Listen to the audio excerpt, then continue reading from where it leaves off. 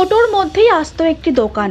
কি নেই টোটোতে? রয়েছে রান্নার জায়গা, খাবার সাজিয়ে রাখার মতো কিছু জায়গা, আবার টোটোর মধ্যেই রয়েছে ফ্রিজ। একেবারেই অভিনব এই খাবারের দোকানের নাম দেওয়া হয়েছে ফুড অন হুইল। মালদহ শহরের রাস্তায় এখন এই টোটো দোকান অবাক করছে সকলে। সাগরিকা সাহা নামে ওই মহিলার স্বামী বেসরকারি সংস্থার কর্মী। স্বামীর পাশাপাশি নিজেও কিছু করবে এমনটা দীর্ঘদিন ধরেই ভাবছিলেন, কিন্তু মালদা শহরের মতো জায়গায় দোকানে কিনে বা ভাড়া নিতে অনেক টাকার প্রয়োজন। তাই অল্প টাকা বিনিয়োগ করার চিন্তা ভাবনা শুরু করে। সেখান থেকেই ইউটিউবে ভিডিও দেখে টোটোতে দোকান তৈরির আইডিয়া আসে। তারপর একটি পুরনো টোটো কিনে সেটাকে দোকানের মতো তৈরি করে। টোটো বদলে যায় চলমান দোকানে। এই টোটোকে দোকানে পরিণত করতে খরচ হয়েছে প্রায় 3.5 লক্ষ টাকা। এছাড়াও দোকানের সামগ্রী কিনতে হয়েছে।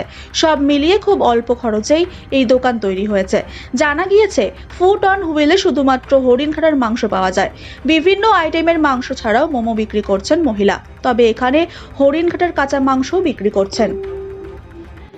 ইউটিউব দেখে নেটে সার্চ করে এটার থেকে আইডিয়া পেয়েছি।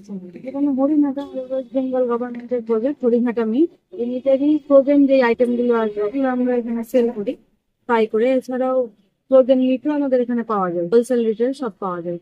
এই সম্পূর্ণ থেকে নেটে সার্চ করে, মানে টোটোর মধ্যে এখন তো দোকান টোকান কিনে অসুবিধা, তাই একটা ওইভাবেই কম ক্যাপিটালে দোকানের হিউজ ক্যাপিটাল, সেই হিসেবে ইনভেস্ট কম করে কম ইনভেস্ট করে টাকা লাগবে। মালদা শহরে দোকান কিনলে প্রচুর টাকা লাগবে, টাকা থেকেই চিন্তা ভাবনা।